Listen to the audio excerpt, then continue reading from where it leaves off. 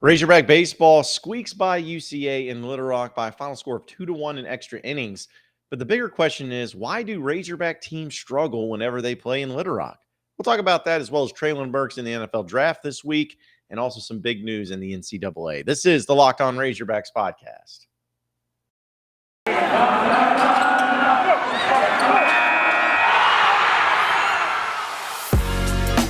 You are Locked On Razorbacks, your daily podcast on the Arkansas Razorbacks, part of the Locked On Podcast Network, your team every day. And welcome into the Locked On Razorbacks podcast. I am your host, John Nabors. I'm also the host of Out of Bounds. You can catch every weekday afternoon from 1 to 4 on 103.7 The Buzz and 103.7thebuzz.com. Hope everybody's having a wonderful Wednesday, halfway point of the week.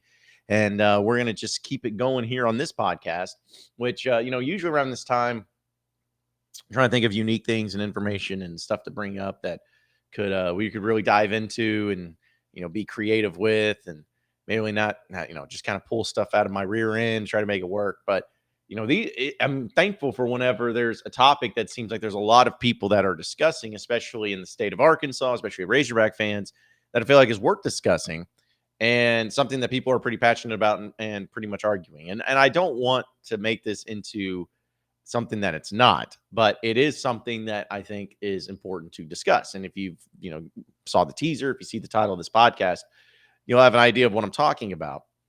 And it's Razorback sports playing in Little Rock, or just playing outside the city of Fayetteville and playing in other places in the state.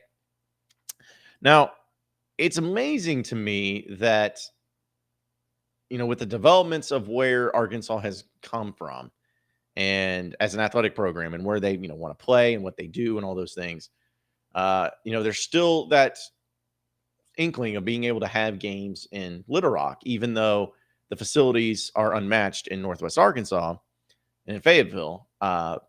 Give credit where credit is due, that the university still wants to be able to provide that sort of broad stroke over the state where they continue to have games in other stadiums or in other areas in the state to be able to help the state out and really continue to have that footprint among all four corners of the state of Arkansas as well. And I want to say that clearly to start off. I think it's a great idea. I think it's fine. I think it's good. But the question that a lot of you had is, why does Arkansas always struggle in Little Rock when they're playing in Little Rock, regardless of the sport? They did beat UCA yesterday 2-1 in what was a walk-off wild pitch in the 10th inning. So people were just like, and this was a team in UCA that you scored 21 runs on last time you played them. So what happened? What changed? You're also talking about when Arkansas basketball lost to Hofstra, which was without a doubt the worst loss of Razorback basketball last year. And it really wasn't even that close. And it was pretty disappointing to see, how that all went down. Razorback football didn't struggle. They pounded UAPB. So, don't have to worry about that. But they have had recent history of not doing very well in War Memorial Stadium. We all know about the loss against Toledo. We know about the Louisiana Monroe loss. That all happened in Little Rock. We know that even in games that they won in Little Rock, a lot of times they scraped by their chinny chin chin. And, got smoked by Georgia in 2014 down in Little Rock. So this is just something that I think a lot of people have brought up and have said, okay, why? This is why we need to stop playing games in Little Rock. This is why we need to get out of there. Yada, yada, yada. Now, let me be frank about this. I am someone who grew up in Northwest Arkansas. I grew up in Fayetteville. And there's a lot of people that have a complex about those people who grew up in Northwest Arkansas. Trust me, I've heard them all. Because they always had this idea that we just think everything's bigger and better in Northwest Arkansas than it is in anywhere else in the state and all of that. But I grew up where I went to games in Fayetteville. Basketball, football, baseball, all of it. I went to games in Fayetteville. And as someone who grew up there, I was adamant that I did not want any games in Little Rock ever, because it was dumb. We had nicer facilities. This is where the home was. Everyone just talked about the tailgating being great, but that was about it. And, there was a lot of things about that I didn't like. But after living in Little Rock for a few years, I really softened my stance on all of that because I get why the U of A does that and why they want to continue to reach out to other parts of the state. And usually, especially for basketball and especially for baseball, they pack out those games. So it's not like no one's going to them. They pack it out. And usually it's an opponent that's not like a marquee opponent. It's usually like a midweek game in baseball, like in this instance. In basketball, it's like Hofstra or whatever it is. But there's no doubt that the teams coincidentally have struggled in playing in Little Rock. And here's my thought on it. Yeah, it is quite the weird coincidence that it seems there's something about Little Rock that Arkansas just doesn't play as well. There's something to it. Yeah, there's a coincidence there. But on the other side of it, it shouldn't matter. It shouldn't matter. Because you travel as teams all the time. You travel to different arenas all the time. And when you travel to different arenas too, usually it's where the opposing team and the opposing team's fans are against you, bringing the energy, trying to tear you down, all of that. But when you travel 2.5, 3 hours away to a place in Arkansas where it's packed out and the crowd is on your side, it shouldn't matter. On top of that, you're usually playing an inferior opponent, like vastly inferior. So with the crowd on your side and the opponent being inferior to you, those things shouldn't matter about how you play. It shouldn't matter. At the end of the day, it's about the players going out and executing, about the coaches going out there and executing.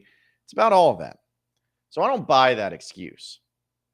Now, would the players and coaches probably prefer, or I shouldn't say coaches, because I think Dave Van Horn loves playing in Little Rock, but would the players probably prefer to play in Fayetteville? I mean, I think so. It's their home. Of course they would.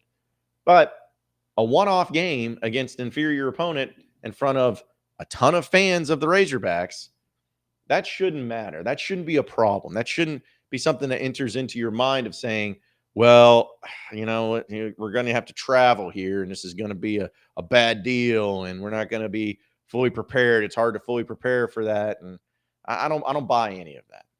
I don't buy any of that. So yeah, is there something to Arkansas playing down in Little Rock? Yeah, but should there be? No, there shouldn't be anything to it. It should be something you still go out and execute. I still think games should be in Little Rock, mainly baseball and basketball. Football's a little bit dicey because you have so few games and, you know, you only have so many opportunities for visits, for recruits and stuff. You already have one game down in Arlington, which, you know, people have been saying, oh, well, let's take the game out of Arlington, keep the game in Little Rock. That's not going to happen. Let's just be honest. So, you know, I think that one's one that you can have more of a discussion about possibly moving out permanently. But at the end of the day, I still think it's fine. I still think it's fine to play these games in Little Rock because you as a team need to be just ready for it and prepared for it and all that. Now, that being said, the thing that does bother me, and I understand why, but what bothers me is that these games can't be on TV. That is bothersome because in this day and age, in the year of our Lord 2022, everything is streaming. Everything.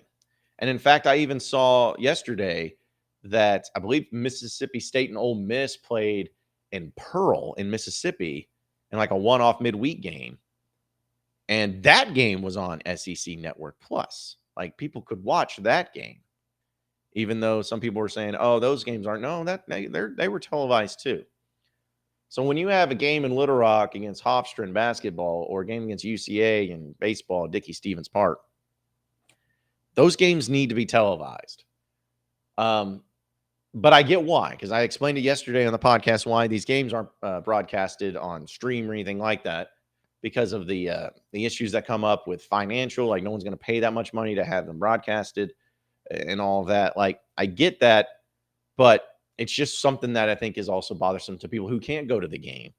Because here's the thing, if you can't go to the game in Fayetteville, the game's on TV. But if you can't go to the game in Little Rock, you're screwed. Of course, when you listen to the fine radio broadcast on 103.7 The Buzz, you can get your take in there. But you just kind of get screwed by that. So that would be the biggest complaint that I would have. And I understand why. So it's not like I'm sitting here just be like, this is an outrage. I can't believe this. Like, I understand why. But I just wish that there was something that could be done. Like maybe if the SEC network granted somebody locally to broadcast it, pay for the rights for it or whatever, or what. I don't know exactly what the solution would be, but it's just crazy to think that here in 2022, there's games that you're playing that no one can watch on TV or stream. So it's just wild and crazy how that happens. But either way, it comes down to this, and we'll sum it up with this. You don't have to like playing games in Little Rock, or you can love playing games in Little Rock. There's no doubt. And you can also believe that there's something about the teams when they come down to Little Rock where they don't play as well as what they would in Fayetteville. You can believe all that too. But at the end of the day, it comes down to the teams playing the games and executing. You're still playing it in front of tons of Razorback fans. You're playing it, yes, in a different place, but you're not traveling that far. It's 2.5, 3 hours, and it's usually against inferior opponents. Go out and win. That's what it comes down to. Just go out and win. It shouldn't matter where you play. Go out and win. That's my take on it. And that's coming from someone who grew up in Northwest Arkansas, who lives in Little Rock now. I've seen both sides of it. I've heard all areas of and ideas behind, what people think should be done. But at the end of the day, as a Razorback football, basketball, baseball team, whoever's playing down here, it's up to you to go out and execute. It's up to you to go out and win. That's nobody's job but your own. We'll talk more about Treylon Burks being in the NFL draft here in just a second, folks. I'm telling you about Built Bar, and I'm telling you, it's something that's so great to have where you can have a protein bar that tastes great, that gives you that protein and energy that's healthy, that comes in tons of different flavors. I mean, there's no even questioning it. Like, it's incredible. And that's the thing that I will always tell you about, is that this is not something I just say just for the sake of saying it. I use Built Bar myself. It's come so convenient, and I have one pretty much every single day. When I wake up and before I do my podcast, I have my Built Bar. And then when I go home and come back after work, I'm about to go do my workout, have a protein bar. Like, it's just so easy. It's so convenient, so great. And by listening to this podcast right now, we have a great deal for you. If you go to built.com and use promo code LOCKED15, you're going to get 15% off your next order. Simple as that. Built.com, promo code LOCKED15, and you'll get a great deal across the board, no matter what it is. But that's what you need to take advantage of right now. Again, go to built.com, use promo code LOCKED15 for 15% off your next order. You are Locked On Razorbacks, your daily podcast on the Arkansas Razorbacks, part of the Locked On Podcast Network, your team every day. All right, so we know the NFL draft is coming up this weekend, and usually it's not been something that Arkansas fans have been very interested in. And I'll be honest, I think the NFL draft, other than the fact that you just get to see where or who your favorite team is picking, is the most overblown, the most over the top, over dramatic waste of time that I've ever seen, in my opinion. Like, some of you love the NFL draft, and that's fine. But the NFL draft to me is just like, okay, just show me at the end of the day who my New York Jets drafted, so I know who's going to suck and not be any good. But just give me the list of who's going to be there and move on. Like, that's how I've always looked at it, because I don't care about, Mel Kiper breaking it down. I don't care about the suits that they're wearing. I don't care about the seeing the fans boo or cheer. Like, I don't care about any of that. Just don't give me the labor pains. Give me the baby. That's all I ask for. But this year, for Razorback fans, it's actually a little bit different, where there's some interest there, because for the first time in a while, you are going to have a first-round pick in Treylon Burks. Now, I know Frank Ragnow was somebody that was highly regarded, but nothing against Frank Ragnow. There's not really anything sexy about an offensive lineman. Like, him going first, like, nobody is just getting pumped up and cheering on whenever an offensive lineman gets drafted. Like, some may, but most don't. And so you're talking about a player in Treylon Burks at a skill position, and I don't think I'm wrong in saying this. This is the first time you've had a skill position player being a first-round pick since Darren McFadden and Felix Jones in 2008. I mean, seriously, it's been that long since you've had someone like this being drafted in the first round. In fact, what's the craziest thing about it? But I mean, it makes sense, but it's still just a crazy reminder. Arkansas hasn't had a wide receiver drafted, period, anywhere in the NFL draft since Kobe Hamilton was drafted by the Bengals in 2013. So you're talking about nearly 10 years since you've had a wide receiver drafted. That's insane. That's stupid. That should never happen. I'm not even saying this is not even just first round. We're talking about drafted, period. It just should not happen. And Arkansas last year only had one player drafted. That was Jonathan Marshall, who got picked up by the New York Jets in the 6th round last year. So you're talking about Arkansas not having a whole lot of success in the high rounds of the draft in a long time. Now, I think that that's eventually going to change. I think it's just going to take time because I think that besides Burks, I think Ridgeway gets drafted. I think Monteric Brown gets drafted late. Well, I'm saying these guys are late. Maybe Myron Cunningham gets drafted, but that's it. Like 4 at the max. I'm thinking 3 for the draft, and that'll be it. But, next year or the year after, I think you're going to just start seeing more and more and more Razorbacks getting in the NFL draft. I don't know if you're ever going to have a bunch of first-round guys, but you're definitely going to have a lot more of those players that get ready for it, and that's huge for recruiting and everything. So, but Treylon Burks, where he's going to end up going, I think it's the best case scenario where he's probably not going to be the first wide receiver taken, but he's going to be taken during the rounds where they have a solid quarterback going to be throwing him the ball. And to me, that's one of the most important things you could have if you're Treylon Burks. Like having somebody that can actually, get you the rock instead of you having to worry about some rookie quarterback or some scrub quarterback or whoever it may be. And the one team that's really getting a lot of, connections there has been the Green Bay Packers, which I think, like, everyone's talking about how great, oh man, Aaron Rodgers, which I agree totally. Like Aaron Rodgers throwing him the ball would be awesome. But Aaron Rodgers is also pretty old. Like he could be retiring after this year for all we know. Like we don't know, but it could happen. And then after that, it's like, you're going to have to be breaking in a new quarterback. So for Treylon Burks, is that really the best situation? Maybe not. But I would say that some of the other places, like if the Chiefs drafted him, holy crap, that would be awesome for Razorback fans and the connection there. And also Patrick Mahomes throwing him the ball. That would be really cool. That's been one of kind of the teams that's been discussed about him possibly going there. I know that some people are thinking about how it's going to look if teams trade, and get lower picks or whatnot. And, one of them maybe possibly taking him. I think I saw, someone saying, I guess, was it the Browns that could possibly take him, which, okay, you got Deshaun Watson throwing you the ball. I guess that's not bad. But either way, I just think he's going to be in a really good position to where no matter what, he's going to get drafted by a pretty decent team. A team that's actually going to be in contention for a playoff and actually have a quarterback that knows what the crap they're doing with the ball. So we'll see. We'll see how it goes out. But I'm really excited to see where Treylon Burks goes. I'll watch the first round. That'll be it.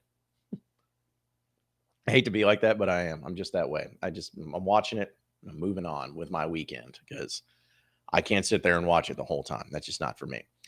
This episode of the Locked On Razorbacks podcast is brought to you by Rock Auto. With the ever-increasing numbers of makes and models, it's impossible for your local chain auto parts store to stock all the parts you'll ever need. So save time and money when using Rock Auto. Why choose to spend 30, 50, or even 100% more for the same parts from a chain store or car dealership? Rock Auto is a family business serving do-it-yourselfers for 20 years, and they have prices that are reliably low for every customer. They have everything you need from brake parts, tail lamps, motor oil, even new carpet. So go to their easy-to-use website today and find the solution for your auto part needs. Go to rockauto.com to see all the parts available for your car or truck, and be sure to write Locked On in the How Did You Hear About Us box so that they know that we sent you. Amazing selection, reliably low prices, all the car parts you will ever need at rockauto.com. You are Locked On Razorbacks, your daily podcast on the Arkansas Razorbacks. Part of the Locked On Podcast Network, your team every day. All right, so final segment here of the Locked On Razorbacks podcast. I thought this was kind of cool yesterday. well, kind of dumb, but kind of cool, that Mark Emmert, the NCAA president, was officially announced yesterday that he will be stepping down once his replacement is selected or in place or on June 30th, 2023. So essentially, what it's saying is that he's either going to step down as soon as somebody gets put into his place, or he'll step down at the absolute latest at June 30th, 2023. And that's what the NCAA announced. Now, it came through basically where, let me just say this. Mark Emmert sucks. Like, that guy sucks. The NCAA has been a joke of an organization for a long time with zero self-awareness. And it's just incredible to me. Like, for instance, the NIL. If it wasn't for the governments, state governments going in and involved with the NIL, the NCAA would still be running things the same way as it is now. Just an archaic way of doing it. Now, you can say what you want about the NIL, whether it's good or bad, or if it's crazy or whatnot, but without a doubt, like, it's changed college sports. And honestly, I think it's going to eventually, maybe not right now in the short term, but eventually make the sport so much better.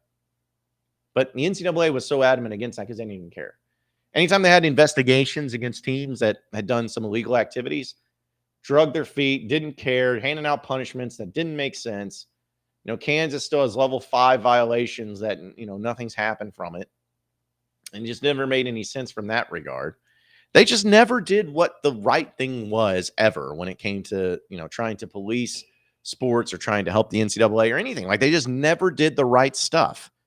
So the fact that he's stepping down comes at a time where it could not happen soon enough. Like, it could not happen soon enough. It's just been an absolute joke. But at the same time, though, I am not envious of whoever takes over that job at all, because that is, without a doubt, one of the toughest jobs there is, especially with the ever-changing and ever-evolving stuff. Honestly, what needs to happen, and this is, again, kind of going to be what I believe should happen, what would be better for the sports, is NCAA needs to just go away. They need to just go away.